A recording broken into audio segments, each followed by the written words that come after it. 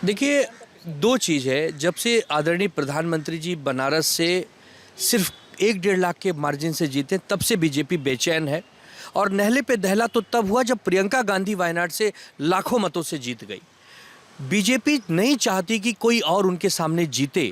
अब जब जीतता है तो उसको बदनाम करने के लिए क्या कहते हैं? कहते हैं कि केरल जो है, वहाँ पर मिनी पाकिस्तानी लोग रहते हैं, वहाँ पर आतंकवादी लोग रहते हैं। मैं पूछता हूँ बीजेपी से और नीतीश राणे जैसे नेताओं से कि गवर्नर केंद्र सरकार द्वारा प्रस्तावित किया जाता है और राष्ट्रपति महोदय उसे एक प्रकार से हस्ताक्षरित करती है और उसको वहाँ पर नियुक्त करती है। गवर्नर क्या मैसेज नहीं दे रहे हैं आपको कि वहाँ मिनी पाकिस्तानी है? उसके बाद आपके गृह मंत्री अमित शाह जी हैं, पूरी की पूरी खुफिया एजेंसी गृह मंत्रालय का अधीन आती, क्या उनके जानकारी नहीं है कि वहाँ पर मिनी पाकिस्तानी है या आतंकवादी बसे हुए हैं? ये बहुत दुर्भाग्यपूर्ण और शर्मनाक बयान है कि ऐसी हल्की राजनीति बीजेपी क्यों करवाती है। तो समझ में आया कि बीजेपी इसलिए ये जहर उगलवाती है कि अगर आप जहर उगलेंगे, हमारा फायदा होगा, बदले में हम आपको इनाम देंगे, आपको मंत्री बनाएंगे, आपको सत्ता देंगे, आपको सत्ता सुख भोगवाएंगे। चाहे गिरिराज सिंह हो, चाहे हेमंत विश्व शर्मा हो और चाहे नीतीश राणे हो, सब एक जैसी भाषा बोलते हैं, जहर उगलते हैं। लेकिन दुर्भाग्य है कि ये लोकतांत्रिक देश है, इस संविधान से चलता है। जो मतदाताओं को मतदान का अधिकार है, किसी भी जाति धर्म का हो, वो हमारा भारतीय है। वो सिर्फ आपको मतदान नहीं कर रहा, बनारस में कम वोट दे रहा और वायनाड में ज़्यादा वोट दे रहा है, इसके लिए आप उसे आतंकवादी तक कहने तैयार हो गए, आप उसे मिनी पाकिस्तानी कहने तक तैयार हो गए। बहुत ही दुख होता है। अरे हम भी एक हिंदूवादी पार्टी, हमारे नेता हिंदू हृदय सम्राट बाला साहब ठाकरे जी ने हमें संदेश दिया, हमें सिखाया है कि सबके लिए काम करो, जो भी इस देश का नागरिक है, जो भी राष्ट्रवादी है, वो आपका है।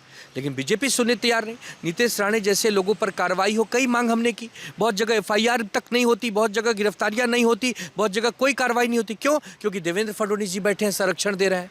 बीजेपी के पूरा शीर्ष नेतृत्व, डबल इंजन की सरकार है, तो कार्रवाई कौन करे कौन? अगर हम ये भी आपसे कहें कि उनका इस्तीफा मांग लेना चाहिए, जो नए नए अभी मंत्री बने, तो इसका क्या मतलब निकलेगा? कौन सुनेगा? अरे हम मांग करके क्या कर लेंगे? हम विपक्ष में हैं, विपक्ष को मानता कौन है?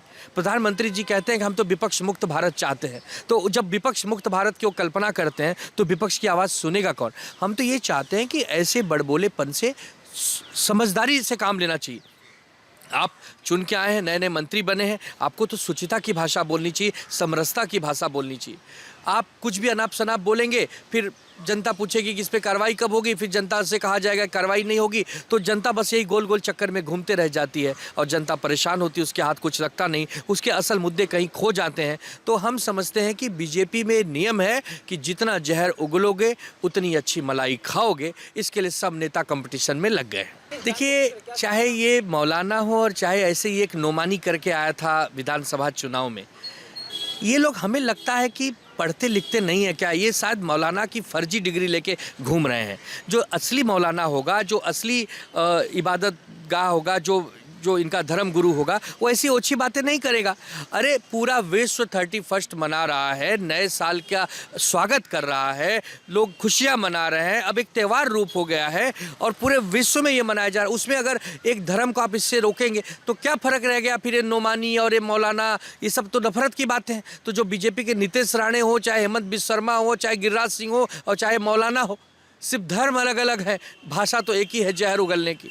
तो ये जो मौलाना लोग हैं ना, इनको खुद पढ़ाई की आवश्यकता है, इनको ज्ञान की आवश्यकता है। अगर ये मौलाना पढ़े लिखे नहीं हैं तो इनको कहीं मदरसे में भेजकर इनको वापस पढ़ाया जाए और इनके ज्ञान को दुरुस्त किया जाए कि विश्व कहाँ से कहाँ निकल गया। अरे दुबई इस्लाम को मानने वाली कंट्री है ना, यूएई इस्लाम को मान, आज कहाँ से कहाँ निकल गई।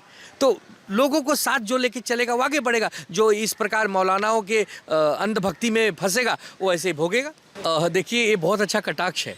इस देश में जहाँ हमारे मंदिर तोड़कर मस्जिद बनाई गई थी, जरूर उस पर कार्रवाई होनी चाहिए, होती भी है। अयोध्या में राम मंदिर देख लीजिए, बहुत जगह मथुरा में हम जब जाते हैं तो वहाँ पर एक मस्जिद बनी गई है, उसको भी हटा के मंदिर होना ही चाहिए, ये सब ठीक है। लेकिन अगर पूरे देश में आप एक साथ 1 लाख जगह यही ढूंढने लगेंगे तो जो मोहन भागवत जी कह रहे हैं कि अब इसकी कोई आवश्यकता नहीं है, इतना नहीं करना चाहिए, अति हो जाए, तो वही अखिलेश जी भी तो कह रहे हैं।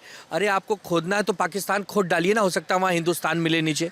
बांग्लादेश खोद ही, हो सकता है वहाँ हिंदू भाई बहनों पर जो अत्याचार हुए उनकी चीख और पुकार मिल जाए वहाँ। तो आप सीएम आवास खोद दीजिए ना, पीएम आवास खोद दीजिए, मैं तो कहूँगा पार्लियामेंट भी खोद दीजिए, हो सकता है वहाँ से कुछ निकल जाए। लेकिन ये क्या मतलब है? इसका कोई अर्थ है? हम तो सिर्फ ये चाहते हैं कि जो गरीबी दबी हुई है उसको खोद के निकाल दीजिए, जो बेरोजगारी दबी हुई इसको खोद कर निकाल दीजिए, जो महंगाई दबी हुई उसको खोद कर निकाल दीजिए। वो नहीं निकालेंगे आप। जो डॉलर रुपए के बीच में एक बहुत बड़ा अंतर हो गया है उसको नज़दीक ला दी, वो आप नहीं खोदेंगे, आप सिर्फ नफरत खोदेंगे। इसीलिए तो अखिलेश यादव जी कटाक्ष कर रहे हैं। तो सीएम आवास क्या पीएम आवास सब खोद दीजिए ना। और सबसे पहले मैं तो कहूँगा भारत सरकार से पाकिस्तान को खोद डालो, हो सकता है वहाँ से हिंदुस्तान निकल जाए, एक सुनहरा हिंदुस्तान जो हमारी आशा की किरणों से हमारे स्वागत के लिए उम्मीद लगाए बैठा है। लेकिन सरकार को इतनी हिम्मत है कि पाकिस्तान खोद देगी? नहीं खोद रही है ना। तो बस यही अखिलेश यादव जी भी कह रहे हैं।